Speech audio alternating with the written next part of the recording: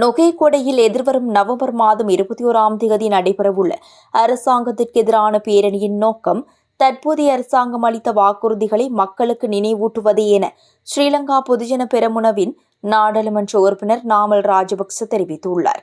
முன்னாள் ஜனாதிபதி ரணில் விக்ரமசிங்கவின் கட்சி அலுவலகத்தில் நடைபெற்ற கூட்டத்தை தொடர்ந்து ஊடகங்களுக்கு கருத்து தெரிவிக்கும் போதே அவர் இதனை தெரிவித்துள்ளார். மேலும் கருத்து தெரிவித்த நாமல் ராஜபக்ச, பேரணி தொடர்பான கலந்துரையாடல்களில் எதிர்க்கட்சிகள் பங்கேற்கும்.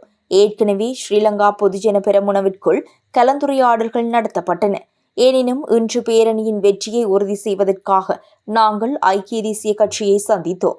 அரசாங்கத்தை பொறுப்பு கூற வைப்பதும் மக்கள் அளித்த வாக்குறுதிகளின்படி செயல்பட ஊக்குவிப்பதே பேரணியின் நோக்கம். அரசாங்கத்தின் கொள்கைகளால் பாதிக்கப்பட்ட பலர் இந்த பேரணியில் இணைவார்கள். அதன்படி ஸ்ரீலங்கா சுதந்திர கட்சியும் ஐக்கிய தேசிய கட்சியும் இந்த பேரணியில் பங்கேற்க ஒப்புக்கொண்டுள்ளது. மேலும் கலந்துரையாடல்களின் பின்னர் ஏனைய கட்சிகள் தங்கள் பங்கேற்பை உறுதிப்படுத்தும் என எதிர்பார்க்கப்படுகிறது என தெரிவித்துள்ளார்.